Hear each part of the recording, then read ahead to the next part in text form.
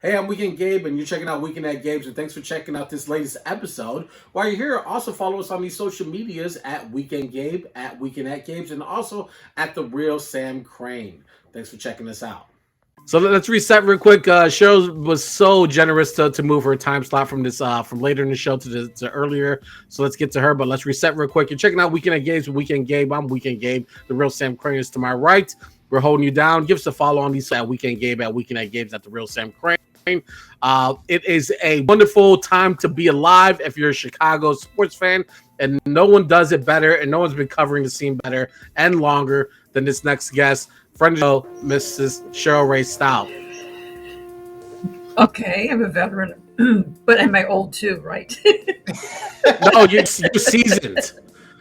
We don't use old, we say seasoned. Something spicy. Yeah, exactly. All the spice, Cheryl. Making your second appearance on the show. I think you're in running with a few other people who have this great fortune. So we appreciate you giving us your time. And like we were mentioning, last few days have been absolutely chaotic for the Chicago sports scene. So much going on. First question out the gate for basketball? But first question out the gate. When was the last Sunday or last day for Chicago sports that was equally as exciting as this last Sunday? I can't think of another time. It's very unusual because the WNBA schedule was moved because of the pandemic. That should have been done, weeks ago. So you had that. The marathon, that's happened before with the White Sox played in 2005 with the marathon going on at the same time where they had games. But it's unusual to have all of this. It is right. Very unusual. And also they were there's storylines in every single game. even the Bulls preseason game. So you had all these stories going on, and I was physically at some places, I was on Zoom on other places, and my brain is just disintegrated. That's why I was scared to ask you to join us, because I was like, oh, she's gonna be super busy. So I actually just came home 10 minutes ago. You just got home from the South Side? Yeah. Wow. That actually brings me to my next question, because I'm curious, with all this flurry of stuff going on, what does a day look like for Cheryl Raye Stout right now? Are you buzzing around in between sports parks and following up leads? Like, does your phone ring off the hook at this point? Well, you try to do your best to departmentalize everything. Each sport, what's important, what's of interest, what story do I need to look at, making sure that I'm on top of it, that I don't miss anything, that it starts. I mean, days like yesterday was kind of a godsend because it was a rain out. So right. I kind of set my, okay, I was supposed to go to the Bears if it wasn't a Sox game, but it was a Sox game. And then I was going down to the park, and then they announced it was canceled. It was too late for me to go up to the Bears. So I come home, and I do work on the Bears from home. So it's a matter of trying to spin the plates and don't let them fall on your head. I imagine I imagine you're a master at this already. So, well, when you're a mom, that's where you have those secret skills. It's the secret skills that you have that you could handle anything. Ask my husband or my son to do as many things, and they're what? You heard it here first, folks. If you want to be a good sports journalist, learn from the moms. Yep. All right, let's to our Chicago Sky. They complete the season at 500. This improbable playoff run that now has them 2 games away from the WNBA title. Let's talk a little bit about what transpired before we got to this point. Obviously, the addition of Candace Parker was huge. A great story to have her come home to play for us, but that's not really all that is about this team, right? Because we're also seeing Kalia Copper going to work this playoffs, already averaging 3 more points in the playoffs than she did during the season, and dishing out to everyone. But talk a little bit about leading up to this point. Could you have forecasted that a 500 team will be this close to championship gold? I would say yes, because they were a team expected to go this far. And the fact is, yeah, you mentioned that they were 500, but there's a lot of things that happened because of that. And it seemed to me that if you could get in the playoffs, in the WNBA playoffs, you could go far, because those one and done games really, they focus the team. It makes them, the challenge was there, and they actually had momentum every time they played. Both them and the Mercury were in the same spot. They both had one and done. So Mercury were the 5th seed, the Sky are the 6th seed. So with that said, they were able to hone what they had to do, because in the first half of the regular season, the Sky really concentrated on defense, and they lost Candace Parker for 9 games, and they lost 7 of them, 7 in a row. Then they had the Olympic break, and that kind of again, you're recalibrating what you're doing. So then on the second half of it, their offense really kicked in. So what actually happened when the season was over with, those two sides kind of finally got together. They finally melted. And you mentioned Kalia Copper.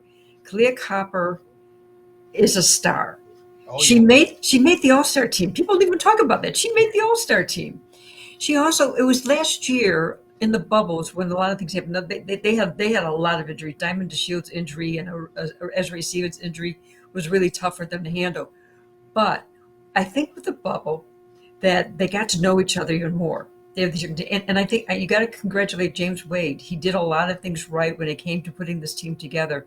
The fact is, Elena Deladone is the reason why they have Kalia Copper. Right. Reason why they have Stephanie Dolson. So there's a couple of things. Now he's done his first round picks have not been great, but I'm just saying some of these moves he made. But signing Candace Parker in February, when the team made every effort, they sent her pizzas and they sent her, Portillo's, and they sent all their food.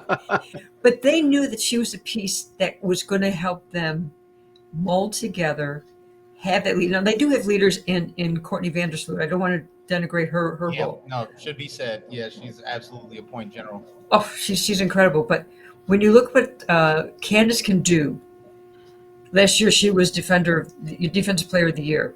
She's been an all-star. She's been an MVP. She's won a championship.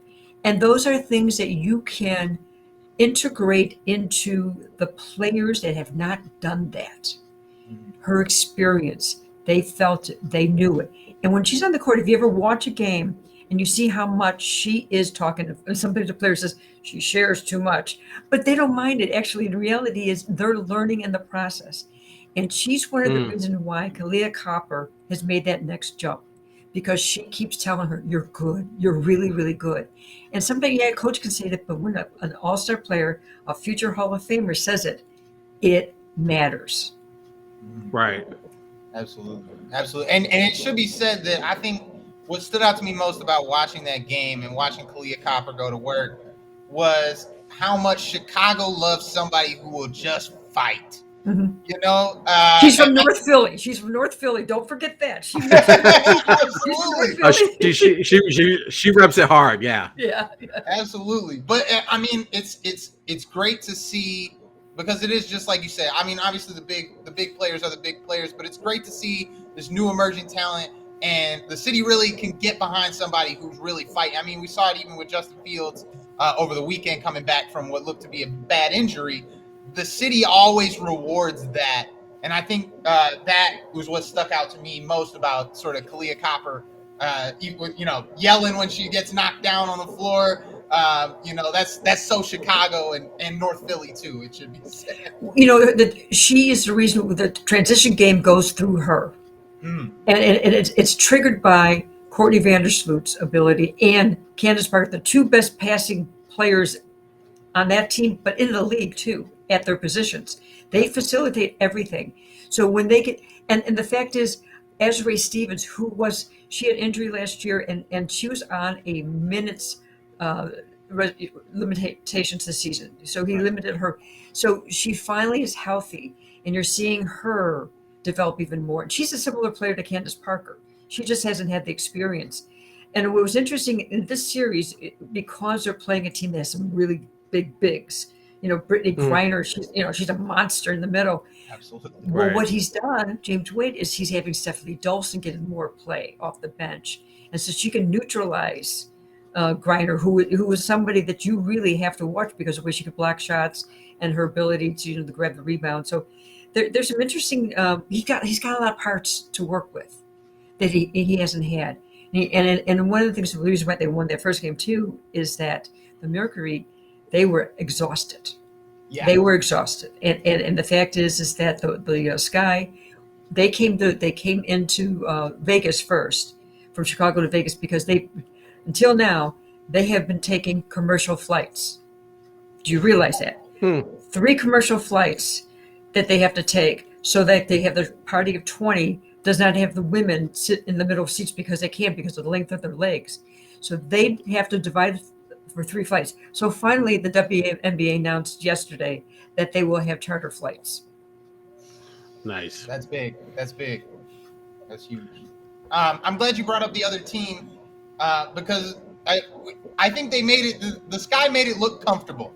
I think if you just looked at the scoreline and you're a casual fan, you would have said, "Oh, they are destined for this." But it's not a bunch of scrubs on the other side of the court here. We got Skylar Diggins, we got Diana Taurasi, who many consider to be the GOAT, and obviously Brittany Griner, who you've mentioned. Do you think that it was the fatigue that really was the difference there at the end? Because they came out slinging for that first quarter. It seemed like they were on top of us. They were running the fast break game too, but then it's around about midway second quarter. It seemed like the legs got a little lost. I saw some frustration from Griner. Do you attribute that all to the fatigue, or are we better than them? Well, it's 2 things that happened. They were fatigued, and the Sky young players were nervous. They admitted they had the jitters. They weren't comfortable yet. And so that when they finally got into that second quarter, they went on a 17-2 run at the end of that quarter. Think about that. That's crazy. That's a huge change in the game. That changed the complexion completely. So you had those 2 factors that came into there.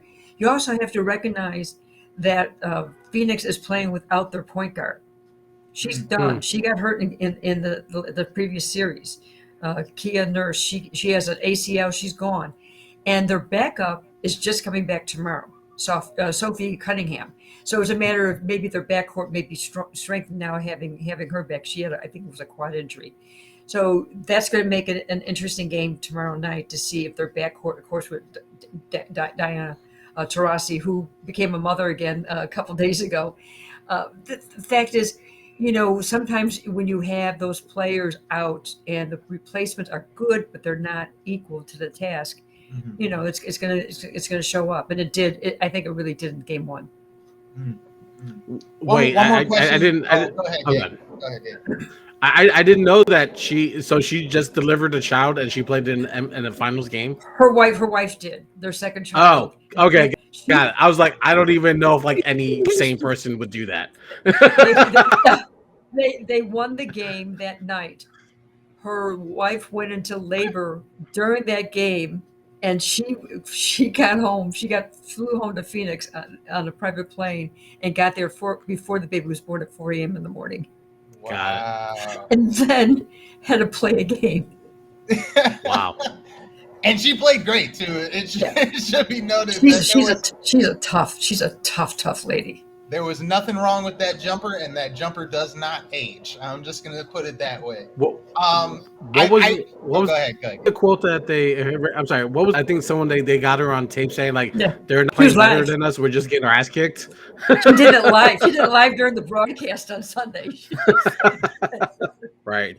But, I'm sorry. Go ahead, Sam. She's a great player, and the one thing that the Mercury does have, they do have a great defense, but the Sky, if the Sky can move the ball the way they have done with others, because Connecticut was the number 1 defensive team in the league, and the only time the Sky wasn't unable to win is when they stopped the flow of the game.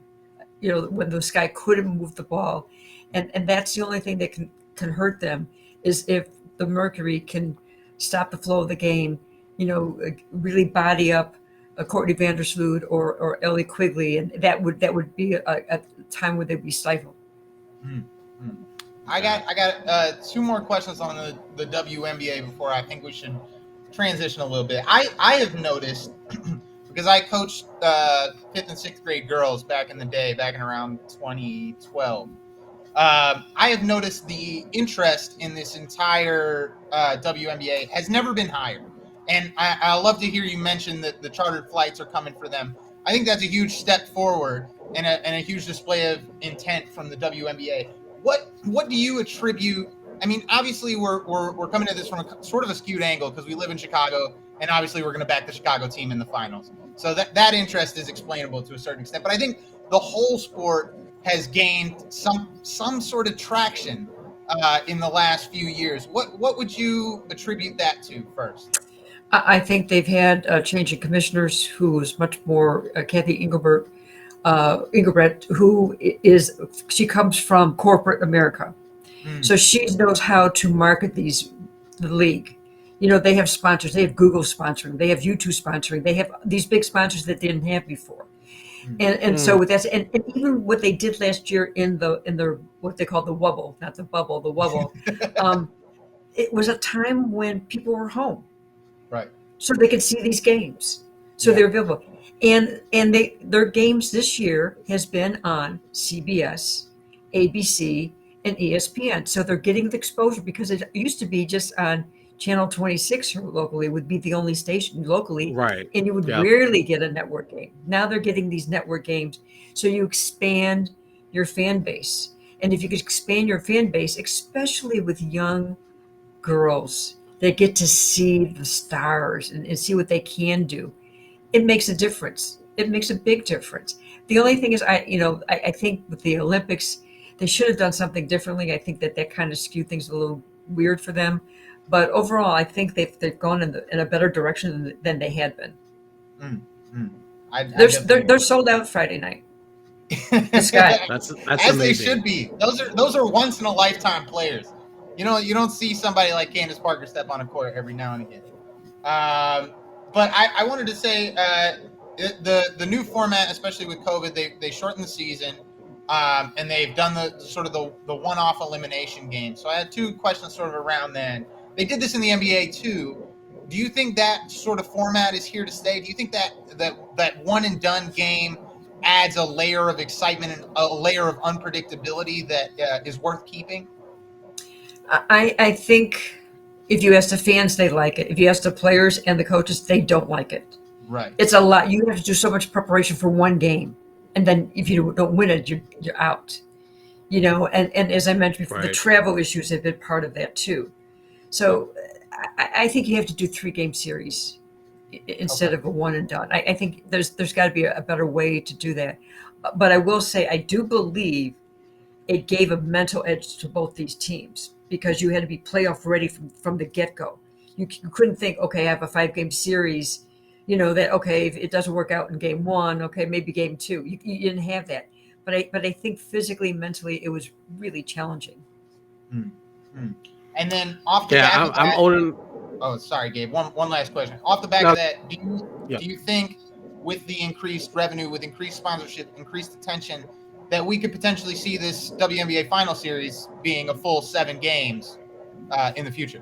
I think it could because 7 years ago when the Sky were in, it was a 3-game series that they were swept. That's really not that long ago. No. It was like that. But what I think was going to also happen with the WNBA, I think you're going to see expansion. I think you're going to see more teams, come into the league if they see the success. If the model is right now for them to expand, I think that's a good possibility. Yeah. Go ahead, Gabe. I was gonna say I'm old enough to remember the Sonics knocking off the Denver Nuggets knocking off the Sonics, and the Mutombo, and that was the best of five. And then I think a couple years later, exactly. A couple years, it's like, oh, the first round is 7 games. It's like because everyone was so tired of seeing these first round top tier seeds get knocked. What are we doing then? So I can see how those 1-game playoffs will hopefully soon go away because I don't think it's fair. But that's my thought. It's all right. Before we get Yeah. All right, but let's transition into our Chicago Bulls. They kick off tip off against the Detroit Pistons. One more preseason games scheduled for Friday. But so far, so good. They've been looking absolutely fantastic. Everything moving in sync. All the new players: Lonzo Ball, DeMar Rosen, Alex Caruso, even AO has been looking phenomenal. Everyone's looking good. Are we going to win the? Let's just end the conversation there. Huh? Yeah. That's right, Cheryl. You tell them. I think that they're going to make big strides. I think the only thing is health is going to always be in the back of the mind when you talk about a season, especially you have Patrick Williams that was already hurt. When they're doing the optional workouts, he may be back sooner than they expected, which is a good thing. But I like a lot of the pieces. We finally got to talk to Billy Donovan in person during this preseason, which doing things on Zoom is nice, it's great. But I was able to talk to him by myself, Yeah. and you need that time. Right. He's a phenomenal coach, and those players have bought into him. And he sits and he talks with them individually. When with the off season, he goes out and visits them. He spends time with them, and I think he knows how to build a system. He knows how to make up, adjust things to the player too. So we're going to see a better team. I think Zach LaVine, talking to him about his experience in the Olympics was huge, because he now knows that he is on the level with all the other All-Stars. He was an All-Star player, but somehow in the Olympics, that focus is even more, because you're playing several games. You're not just playing a fun All-Star game. You're playing to win, and you're also playing a different role. He had to play more defense. He had to do a lot of things that he has to incorporate it. So the hardest thing I think is for Billy Donovan is making sure that he's got these three terrific scorers: DeRozan, Vukovic, and also LaVine, and you got to make sure that they all touch the ball. And the fact is, they all can pass the ball. Again, similar when I'm talking about the sky, you have players that can pass the ball. Yay! Because one of the things you've noticed, if you looked at their numbers, is their assists to buckets. That was a huge leap. And Billy was starting to implement that last year. The trade happened. They only had one practice. People forget they only had one practice after the trade. And then Zach LaVine was out 11 games with COVID. So with that said, you can't even look at what happened, with that team. And I think right now we're seeing, because he has a full camp. Right. You could do things a little more, it's melting together nicely. I gotta say, it's certainly heartwarming to hear you say those things about Billy Donovan, because when I think about there's two characters on this Bulls team that I feel like it's a make or break season for them. Finally, I feel like you got Billy Donovan, a really nice core, and the eyes are going to be on him. That's the hot seat. So it's heartwarming to feel that you're confident there, and I'm going to take your word for it. But another person that we talked about last time you were on the show, and it's been a little while, Kobe White. And it is absolutely a make or break season for Kobe White. What can he do to keep his development going? Because right now it seems like he's taking a back seat, and it's an uncomfortable place to be. He could be traded. Yeah. He definitely, because remember, this is a team that did a lot of trades and lost, draft picks. Yeah. So I think you could see him be traded. This is where Ayo Dosunmu may be an interesting character for this situation. If because he's performing well. I think he may be in a G League, to start with, but I think he could replace Kobe White, because Kobe White's going to come off the bench. Right. That's it. He's not going to be a starter. He's not going to be a starter, but he's already thinking he's a starter. And Right. and that's hard to make that transition to going back to the bench. Yeah, it's not going to be easy, but I don't think he's long for the team. That's just a gut feeling. I don't have anything to hang my hat on that, but I just think that he right now, because he's missing all this time, he's not going to be back till November. Right. And when you're a young player, and he's not a point guard. Yeah, he just isn't a point guard. Those I were feel tough awful answers, for him. but we needed to hear those. So thank you. I mean, I feel awful for him because he's only 21. Like Yeah. when he came in, wasn't he like one of the youngest players in the league when he Yeah. was drafted? And then I feel like the expectations and for him were just maybe too much, and maybe the outfit for him and his skill set just wasn't in line with what the Bulls needed or what they were able to project on him. And I just feel really bad for him. Like 21 years old, and you're hard pill to swallow. And think about it. Kobe White and Zach LaVine are the only two players left from the previous, regime. That's it. So is he an tourist guy? I have to say no. I'd have to say no at this point Yeah. because otherwise he would have made the deals he made.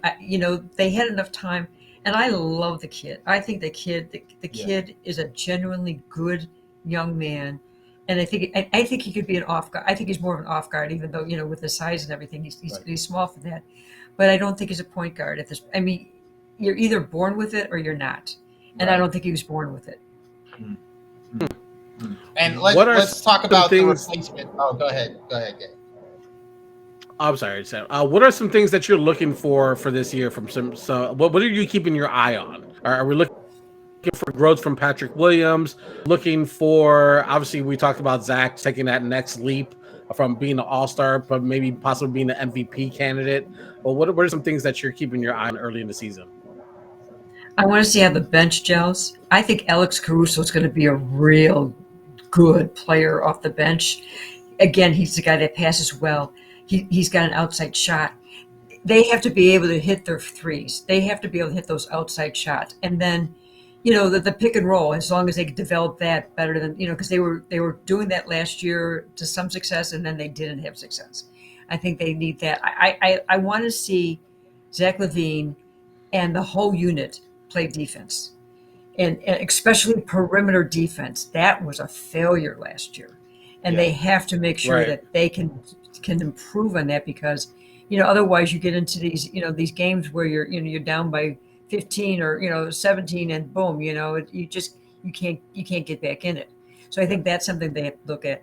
I hope to see Lonzo Ball do some of the things we're seeing in this preseason. If he could hit the outside, the last game wasn't a good one, but previous to that, if he can develop a shot, he will become more dangerous. But he's a really, really good point guard as far as facilitating the game. He does that very well. He just has to, because he's got to make it so defenses are afraid of what he can do from the outside. They're not. Right. Yeah. They're not, and that's what's really important.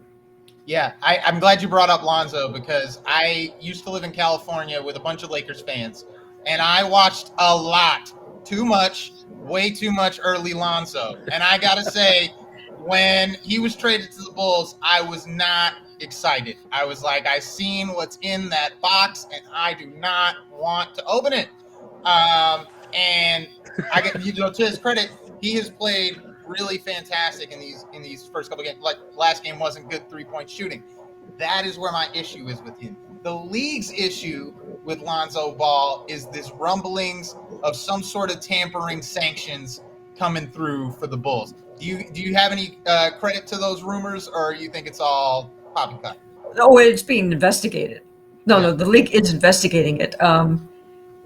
Well, why doesn't the league investigate when somebody on the Lakers, is able to get players, covertly, and this happens all the time. Right. It's not like it's a surprise. The Bulls have, at midnight, signed a man at guy's house signing the papers. Come on, this has happened all around the league. Tampering is kind of but they had to do a sign and trade with him. So it may come back to haunt them. It may not. It's just the league decides when they want to punish somebody, when they don't want to punish somebody. Yeah, I see the hypocrisy there too for me because it is just like you say. You're gonna drop some sanctions on us. I'm gonna need sanctions on the Miami Heat. I'm gonna need sanctions on the Cleveland Cavaliers, and I'm gonna need sanctions on the Lakers too. And I'm gonna need them all retroactively, so you can give us all of their NBA titles if need be. Well, I'll tell you one thing: the league wants the Bulls to succeed. Trust me. Yeah. I Trust imagine me. so. Oh yeah, they want the Bulls in the playoffs because that is a moneymaker for them. And so if they try to, and the league has been known before for well, let's say like never being 100% fair to everybody in the league if they have certain favorites. Certainly under the last regime, Yes. certainly under David Stern's reign. That's true. But also Adam Silver is guilty of a few of And those. it was his legal counsel. Just the apple, the lawyer doesn't fall far from the tree.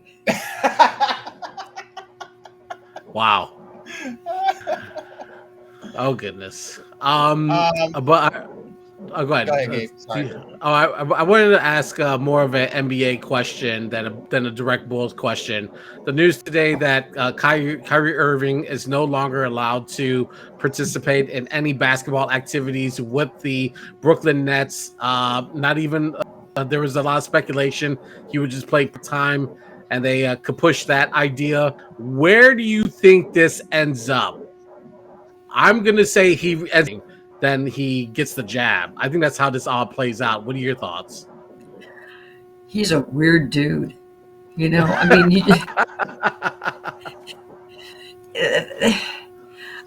I don't, and some of the statements he's making makes no sense. He wants to be the voice for the voiceless. Okay. I read that. Come on. When people don't understand, they affect everybody else by not doing something that's necessary. And if he gets hurt, if you have an injury, do you question the surgeon? Actually, you know what? That's a great point to bring up because a friend of mine in the group chat the other day said the exact same thing. It's like, I think Kyrie Irving has had 4 or 5 surgeries already, and he was not checking the nutrition facts on the anesthesia. Like,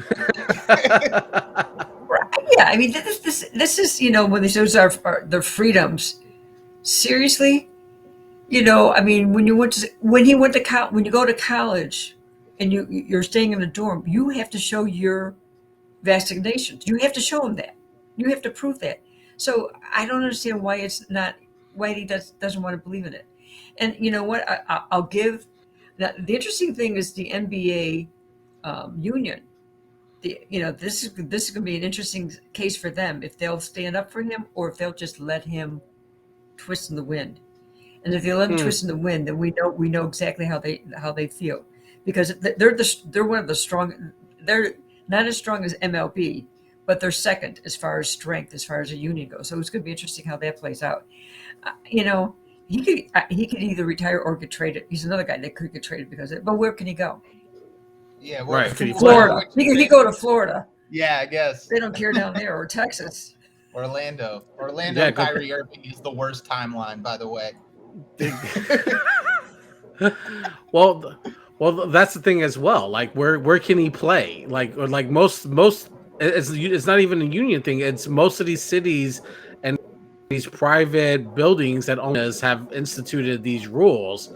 So the union can't fight that. These are just rules that they're putting in place. So again, you can probably play in Florida. Private companies can mandate anything. However, a union can make things difficult for you, but the union isn't so far. I haven't seen it.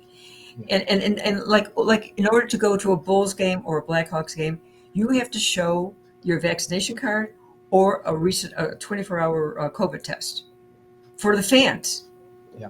So everybody's going through it, and so if you're a player and you don't want to do what the, as you mentioned, the stadiums are telling people to do, then you know what, you don't play. Yeah. Simple as that. I got a quick 1-2 for you, Cheryl. Before we probably gotta let you go here. There were a lot of players that left, as well as a lot of players that came in this offseason for the Chicago Bulls. And I know that you've been around the team. You got personal relationships with a lot of these players. Let's start here. Which player that left, or maybe could leave, you could include Kobe White in that conversation, will you miss the most? Will you miss having around the facility the most? I really like Lauri Markkanen. I think he's a player that he's funny. He was, when you have European players, sometimes there's something about them, they're a little different. they're not they don't their focus isn't the same as American players. That's why I like Joakim Noah, who's his background, and Luol Deng, those type of players, because they're really, really interesting. And I think he's somebody that was really pulled this way and that way, and had the injuries and had COVID, had to deal with COVID issues twice last year. So he really did get his foundation, but he's somebody I really came to enjoy, and he loved living in Chicago. He loved here, during the summer. I would see him at summer doing things. That's how much he loved being here. And it's a shame because it just didn't work out for him. Yeah, yeah. And then on the other side of that coin, which new player that's come in are you most excited to forge a relationship with? Nikola Vukovic. Vucevic. Yeah, I tell you, we got to see him a little bit the other day, and he goes, "I love seeing you guys in person. I don't like doing these Zoom calls, and that's pretty cool, that they like that. I want to tell you about some of these new players too. The Rosen, and the young Patrick Williams and Kobe White, and I forget who. I think Alonzo Ball. They all have gone to the Sky Games. You'll see them there at the Sky Games, and not just the playoffs, the regular season games. They've been going to them. Man, that's awesome. Phenomenal. That's awesome. That's awesome. I love it. I love it. No Kyrie does this leapfrog the Bulls into a top 4 Eastern Conference team? I don't. I think they could still be either 6th or 5th. I don't know, the top 4. Again, until I see them play consistently, when I see them play the big boys, and be able to beat them, I don't like to put myself in a position where I'm totally wrong. There's a Twitter handle called there's a Twitter handle called like bad sports takes, and people like dig up people's bad takes from like 3-4 years ago to prove them wrong for something that happens now. I understand that. It's like getting posterized. It's that. No. Listen, Cheryl, there's plenty of room on this hype train. Choo choo. You can get on at any point. I know it's a little early, but me and Gabe are fully on the hype train. I'm rolling with it. Not me. The thing is, like, this is a little off topic a little bit, but the new Seattle hockey team has got a COVID outbreak, right? So we don't know what's going to happen with some of these teams if you have to we shut down some players for 10 days. We saw that happen 11 days with Zach. So that's why, until I know that we're not dealing with these COVID issues, I reserve the right to be insanely quiet about it. Sounds good. Fair enough. All right.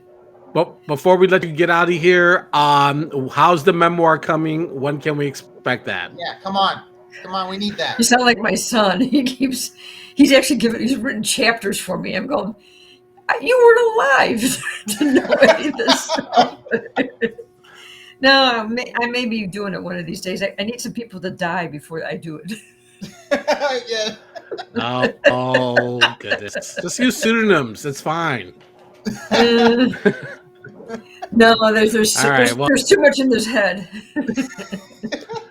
All right. Well, I'm just going to always keep bothering you about it and to you. So I just got to ask.